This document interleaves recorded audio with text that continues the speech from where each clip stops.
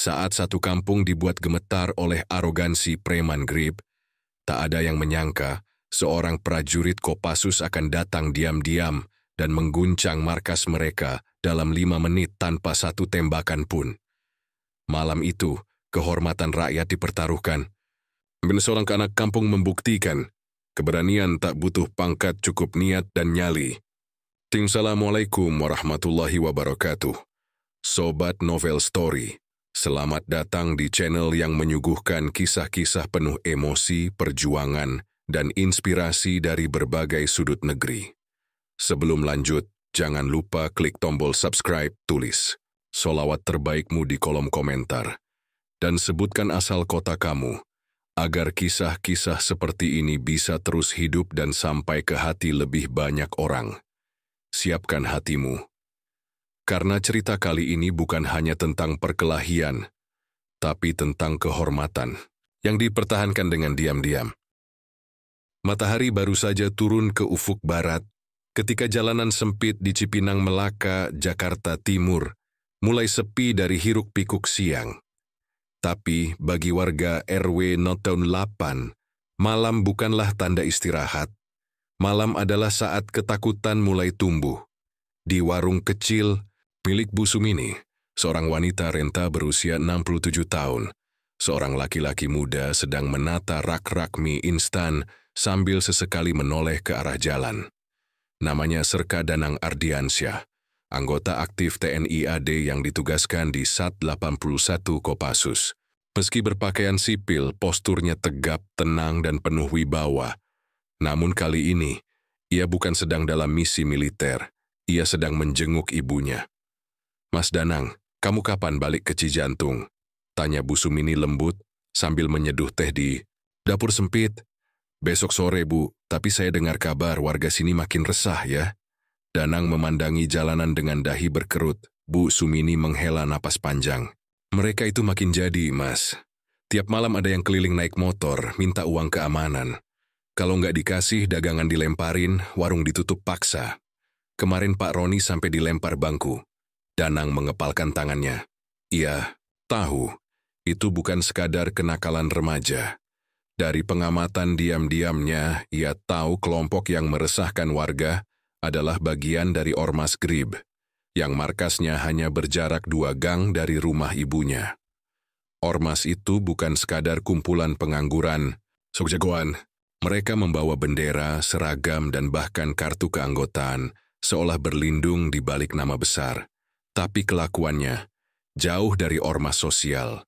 Mereka memalak, mengintimidasi, bahkan diduga menyembunyikan senjata tajam. Danang tahu, sebagai prajurit, ia terikat pada aturan. Ia tak bisa sembarang bertindak di luar prosedur. Tapi ketika malam turun dan ibunya masih gemetaran karena suara knal pot ugal-ugalan yang mondar-mandir, ia tahu, diam bukan pilihan. Di luar, suara motor menderu. 3 pria bertubuh besar turun dari motor Matic dan berjalan mendekati warung Bu. "Sumini, ayo siap-siap Bu, biar saya yang keluar," kata Danang perlahan mengambil posisi di depan pintu. Salah satu pria bertato di leher menyeringai. "Bu Sumini, mana jatah malam ini?" Danang melangkah maju, tatapannya tajam. "Sudah cukup, ini rumah saya, silakan pergi." Ketiga pria itu saling pandang. Salah satunya meludah ke tanah, lalu mendekat. "Siapa lo? Baru nongol sok jagoan." Danang menatap mereka dalam. "Aku cuma anak kampung sini. Tapi kalau kalian masih ngotot, aku bakal bikin kalian nyesel pernah lewat gang ini."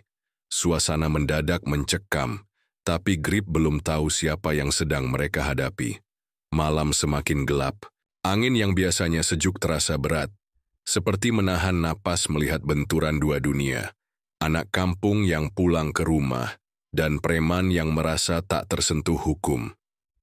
3 pria Grip itu tetap berdiri. Yang paling depan, bertubuh tambun dengan rambut cepak dan jaket hitam bertuliskan Grip Jakarta Timur, melangkah maju mendekati Serka Danang. "Gua kasih tahu lo ya bro, di sini lo bukan siapa-siapa. Di kampung ini yang jaga keamanan tuh kita, ngerti?" Danang hanya diam, tangannya terlipat di dada. Ia menatap mereka satu persatu. memastikan semua wajah terekam jelas di ingatannya. Udah, nggak usah banyak omong. Ambil duitnya, terus cabut, seru salah satu anggota GRIB sambil menunjuk ke warung Bu Sumini. Tapi sebelum langkah mereka menapak lebih jauh, Danang membuka mulutnya perlahan, tenang, tapi mengandung bara. Di kampung ini saya lahir. Di kampung ini juga saya dididik untuk jaga harga diri. Kalian pikir bisa intimidasi warga seenaknya? Mau tahu siapa saya? Ia perlahan membuka kemejanya. Di dalamnya terlihat kaos gelap bertuliskan Sat 81 Gultor. Tiga pria itu langsung gelagapan. Eloh Kopassus. Salah satu dari mereka memundurkan langkah. Ekspresinya berubah drastis dari sombong jadi gentar. Betul, Danang mendekat. Dan saya nggak pakai senjata buat ngusir kalian. Tapi kalau kalian masih berani datang ke rumah saya lagi, saya akan pastikan markas kalian diobrak-abrik sampai rata. Tiba-tiba suasana senyap.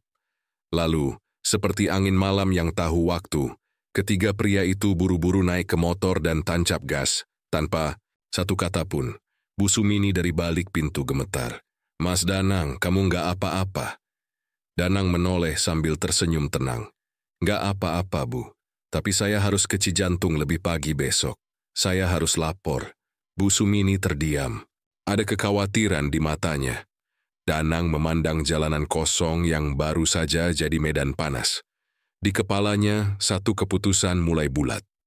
Ini bukan sekadar masalah ibu dan kampung halamannya. Ini tentang kehormatan. Tentang melawan ketidakadilan yang tumbuh karena pembiaran. Dan untuk itu, dia tak akan bertarung sendirian. Keesokan harinya, suasana Cipinang Melaka kembali seperti biasa.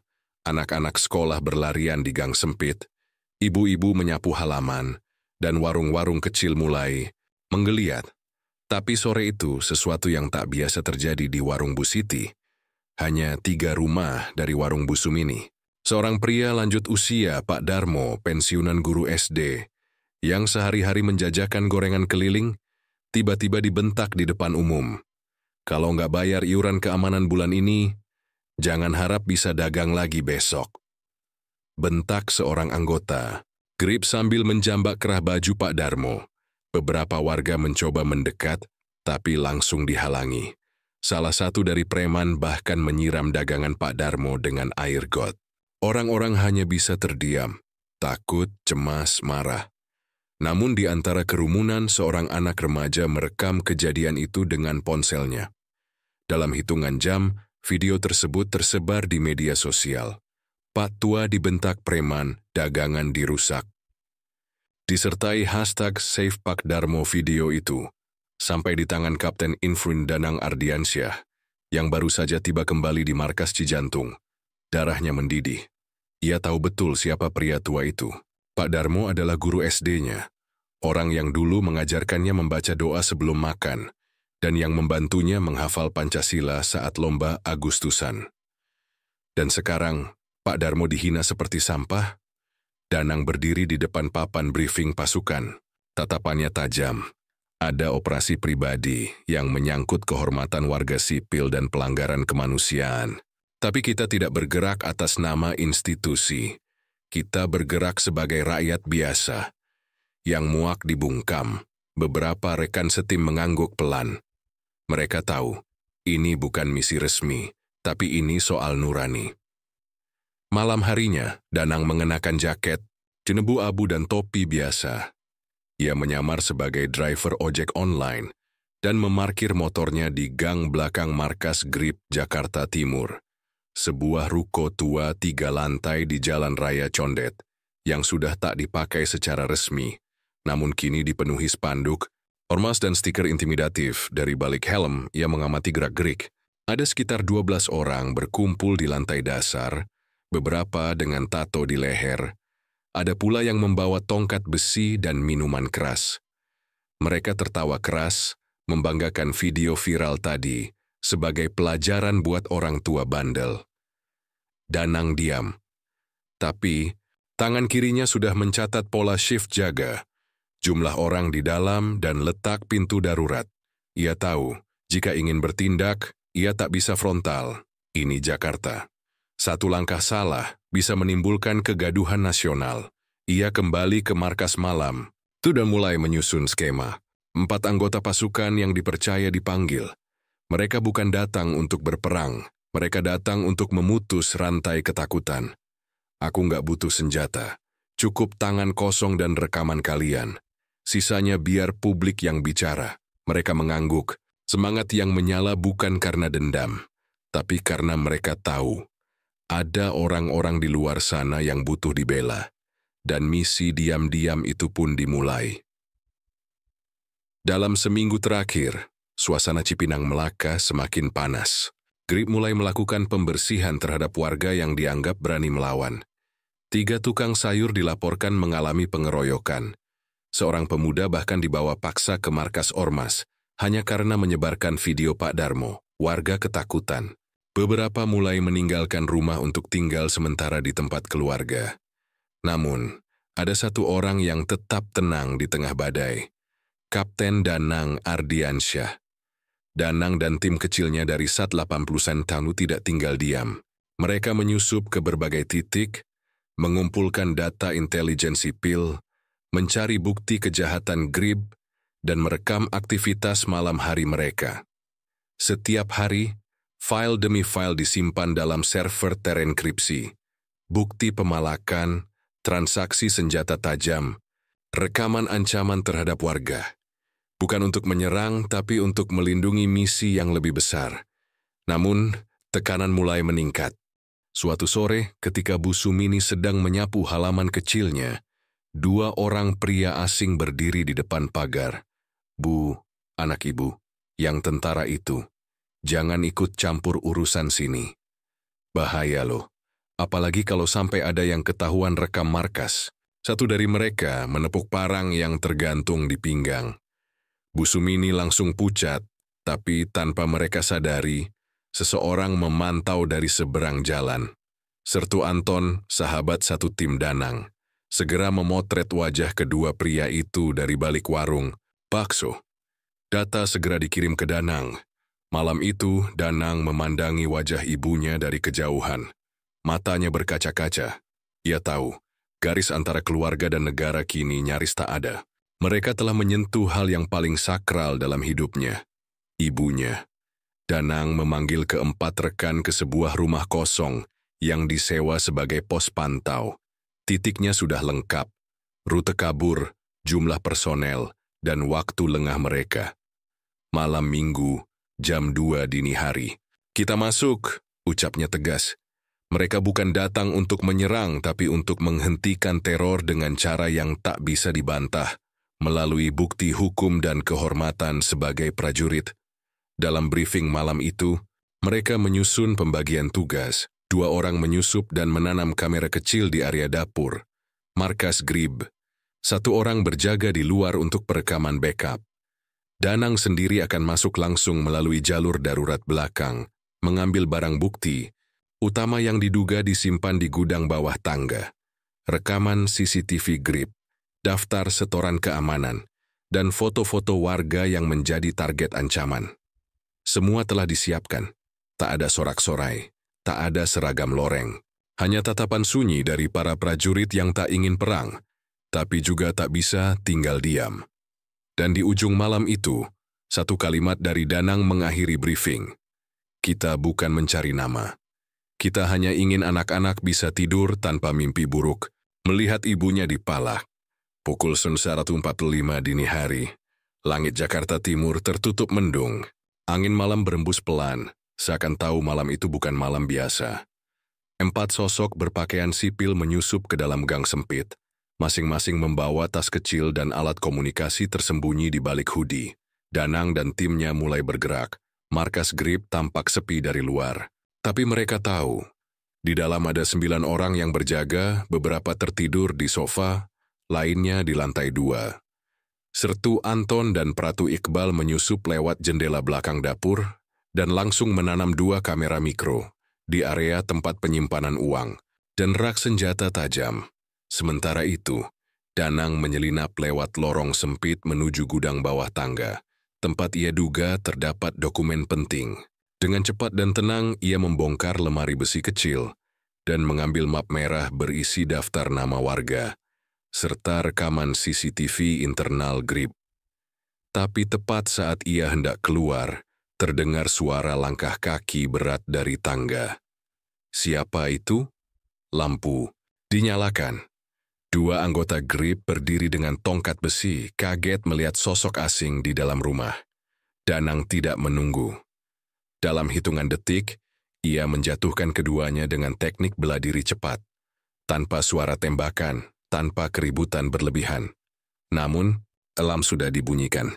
Anggota GRIB lain mulai turun, dan malam itu konfrontasi tak bisa dihindari. Perkelahian terjadi di dalam markas, bukan perkelahian biasa, tapi duel antara prajurit elit dan preman yang hanya mengandalkan intimidasi. Danang bertarung 1 lawan 3. Di luar, Sertu Anton menghadapi 2 pria yang mencoba kabur lewat jendela. Pratu Iqbal menahan 1 pria yang membawa pisau. Tak ada senjata api yang digunakan, murni tangan kosong. Teriakan, suara barang pecah, dan hentakan kaki mengguncang. Ruko tua itu. Beberapa warga yang mendengar kegaduhan mulai keluar dari rumah merekam diam-diam. GRIB dikerjain orang. Ada yang masuk. Tapi ketika salah satu dari preman membuka pintu depan dan hendak melarikan diri, ia dibuat terkapar oleh 1 pukulan cepat dari Danang, langsung pingsan. Dalam 5 menit, 7 dari 9 anggota GRIB sudah tak berdaya di lantai. 2 sisanya kabur, tapi terekam kamera. File langsung diunggah ke cloud backup milik tim Danang. Danang berdiri di tengah ruangan penuh puing. Nafasnya berat, tapi misinya selesai.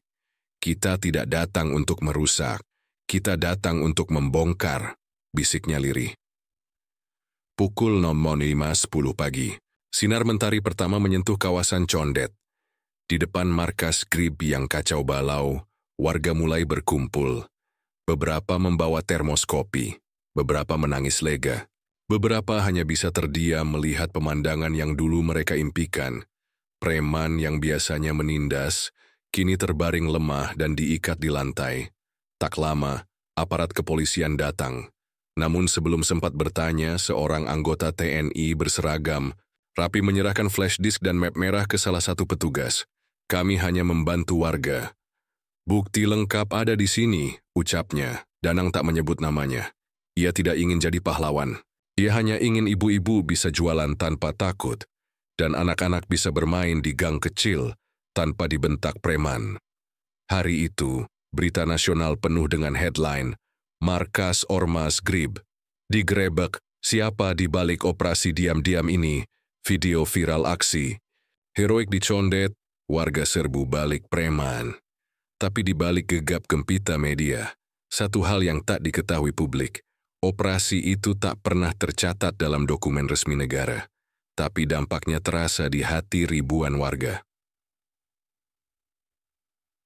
Markas GRIB di Condet kini hanya tinggal nama.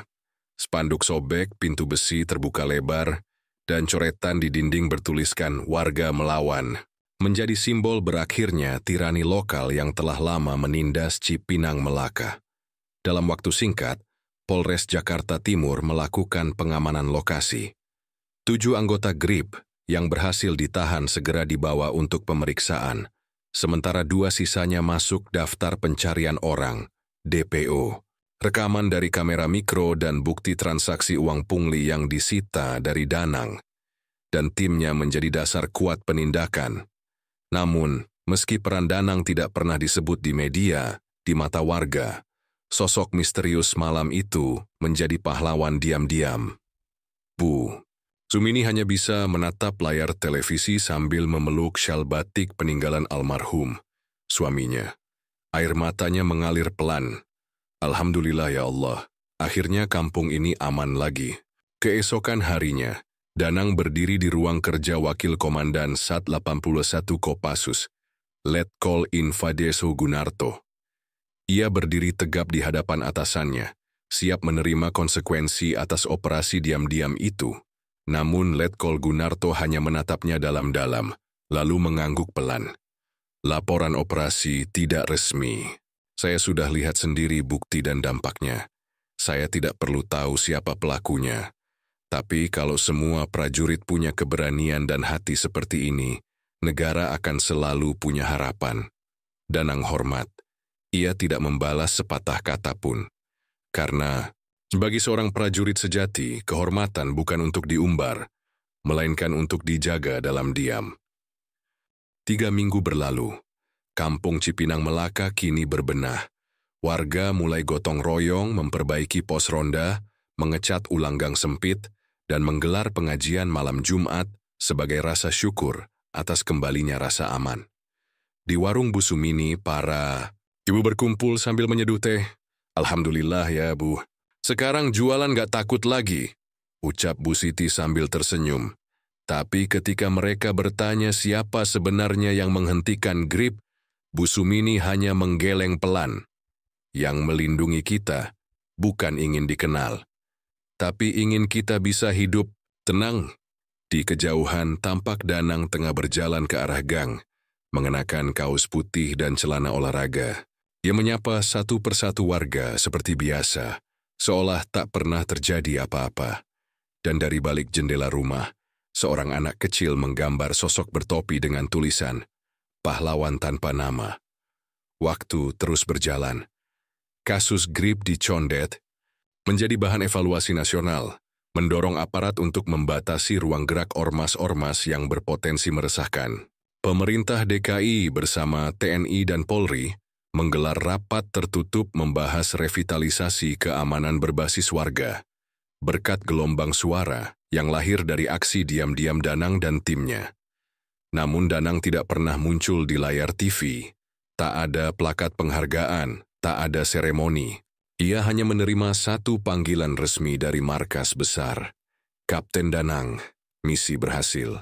Tapi seperti biasa, semua tak tercatat di atas kertas. Terima kasih sudah menjaga nama baik satuan dan rakyat. Sore itu, Danang berdiri di lapangan, Pacara Cijantung. Ia menatap langit yang perlahan menggelap lalu menunduk. Untuk tanah ini, gumamnya lirih. Untuk ibu, untuk guru, untuk anak-anak yang harusnya bisa berlari tanpa takut. 3 bulan kemudian, Cipinang Melaka kembali seperti kampung kecil biasa. Penjual es cendol, tukang bubur keliling, anak-anak berlarian main layangan. Namun ada yang berbeda kini, rasa aman. Warga tak lagi takut berbicara. Ibu-ibu mulai membuka warung sampai malam, dan pos ronda dijaga bergiliran oleh pemuda lokal yang kini diberdayakan oleh Babinsa setempat. Di warung kecil Bu Sumini, sebuah foto terpajang diam-diam di dinding belakang. Bukan foto berbingkai megah, tapi cukup untuk jadi simbol. Seorang pria berdiri di bawah langit malam, mengenakan jaket lusuh dan tangan dikepalkan, dengan latar belakang markas tua yang kini kosong. Bu Sumini tak pernah menyebut siapa yang ada di foto itu. Tapi setiap ada warga yang bertanya, ia hanya menjawab, dia bukan siapa-siapa. Tapi karena dia, kita bisa tertawa lagi hari ini. Danang, yakini sudah kembali bertugas. Kadang ke Kalimantan, kadang ke Papua. Tapi setiap pulang, Judis, ia selalu mampir ke warung kecil itu. Duduk diam, minum teh hangat, dan menatap jalan kecil yang pernah jadi saksi pertempuran. Bukan antara tentara dan preman, tapi antara ketakutan dan keberanian. Karena keberanian sejati bukan tentang siapa yang berani melawan, tapi siapa yang rela melindungi, meski tak pernah dikenal.